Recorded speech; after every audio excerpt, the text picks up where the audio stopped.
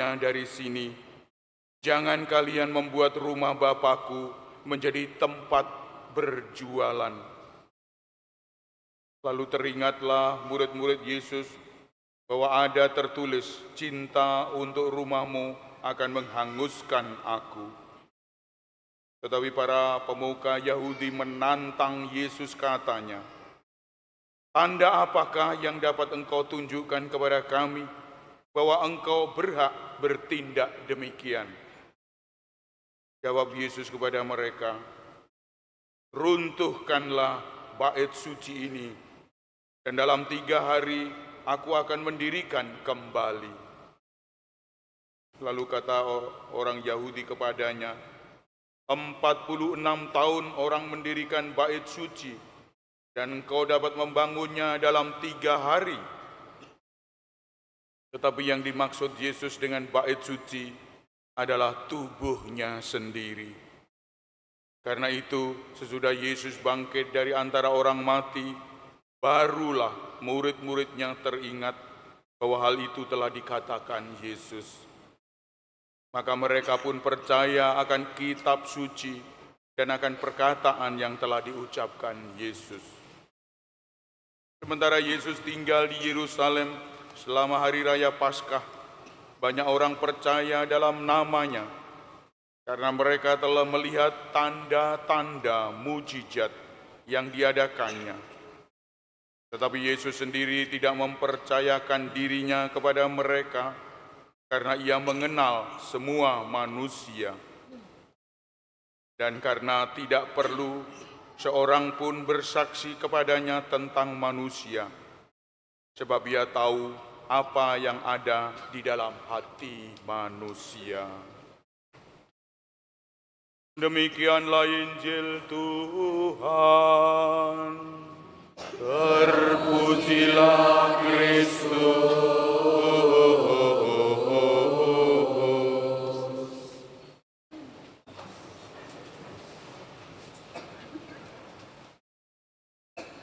Ibu, bapak, saudara-saudari yang terkasih dalam Kristus, di penghujung bulan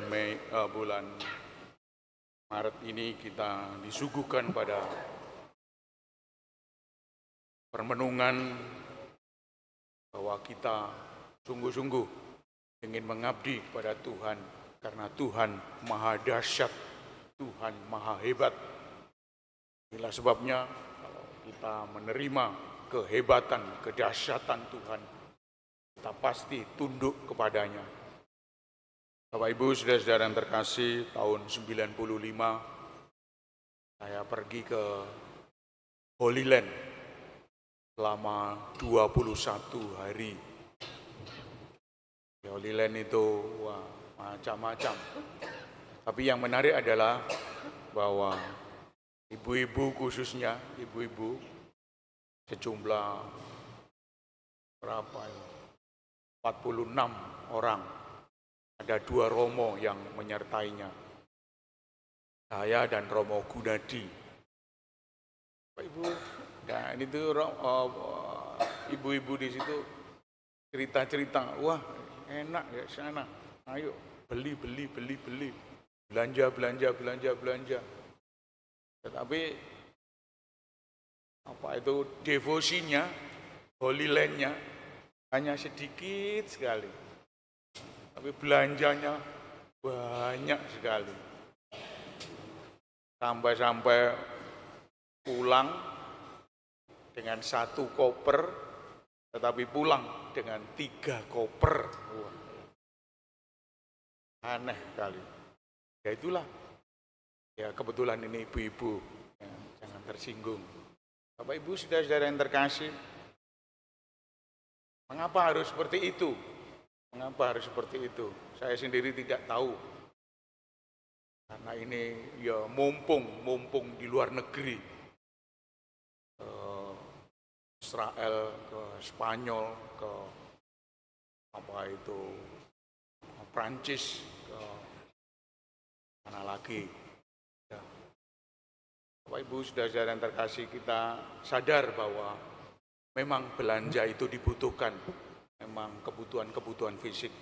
Tapi kita harus sadar bahwa kebutuhan-kebutuhan itu tidak serta-merta membuat diri kita aman. Justru diri kita gelisah. Mengapa gelisah? Karena kita sendiri susah.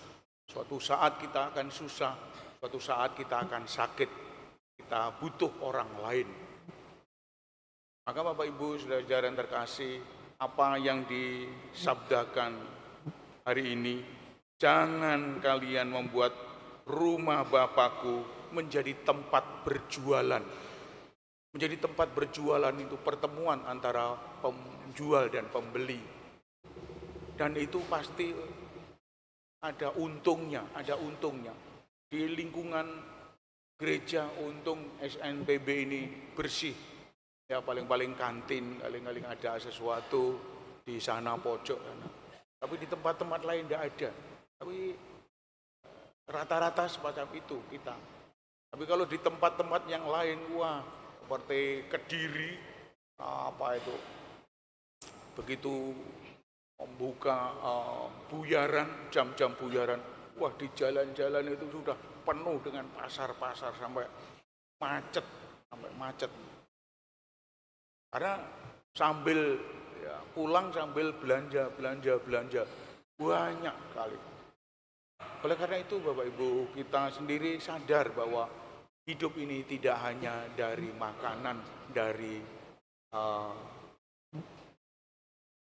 materi saja, tapi dari spiritual kita. Maka jangan menjadikan rumah Bapa berjualan, mencari untung. Kalau orang di gereja mencari untung, umumnya tidak lama.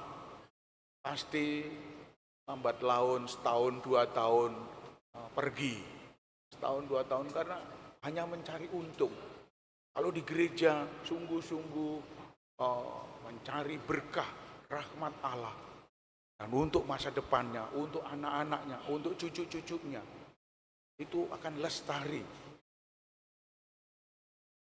Mengapa asisten imam itu hanya 60 tahun? Karena untuk giliran, untuk bergilir, untuk variasi, untuk hidup ini.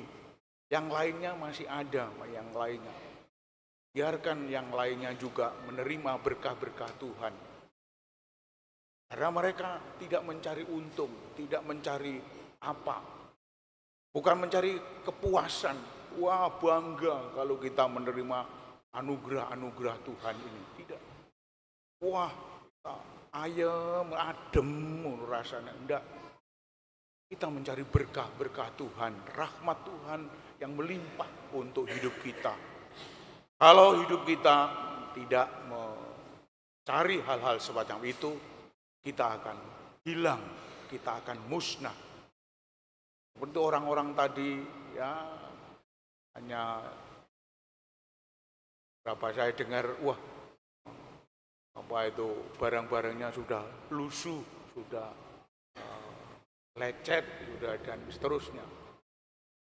Karena itu Bapak Ibu, saudara-saudara yang terkasih, berkat Tuhan kita cari di dalam gereja. Maka berkat Tuhan itu adalah keuntungan besar bagi kita. Karena kita tidak mencari hal-hal yang lain. Kalau mencari hal-hal yang lain harus di luaran sana. Seperti tadi di Kediri itu di depannya perusahaan rokok itu. Oleh karena itu Bapak Ibu, kita harus sadar bahwa hidup ini perjuangan. Hidup ini harus berjuang melalui jalan-jalan yang seperti itu, jalan-jalan yang sudah ditunjukkan oleh Tuhan.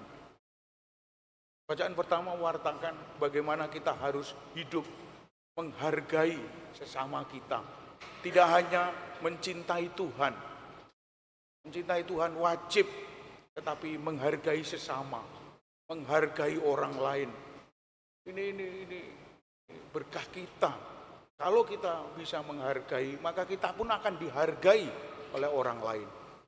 Kita akan dihormati oleh orang lain. Karena kita hormat, kita menghargai mereka, mengewongke.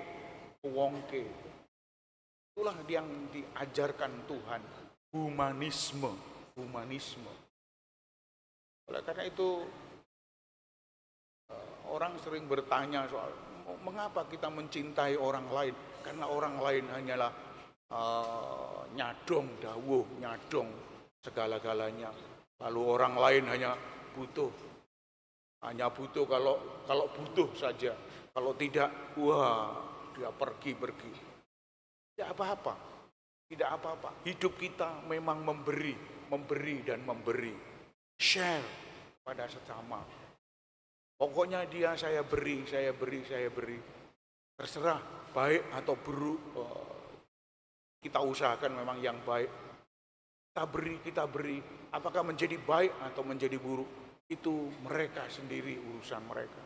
Asal kita mencari berkah dengan berbuat kebaikan. Inilah yang diajarkan oleh Kristus. Menghargai sesama kita.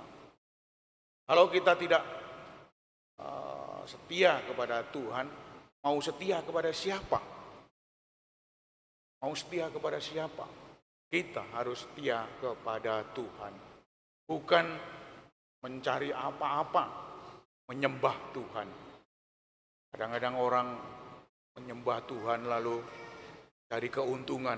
Alah Kak, doa-doa saya gak dikabulkan. Saya selalu dilecehkan, dilupakan, Tuhan lupa kepada dia. Tuhan gak karu-karuan, bahkan mengumpat Tuhan. Mengapa harus begitu? Karena kita tipis keyakinan kita. Kita harus mempertebal keyakinan. Harus dipertebal supaya hidup kita lebih kuat, lebih teguh. Karena godaan-godaan begitu banyak. Semuanya serba materi. Serba materi. Oleh karena itu kita tidak lagi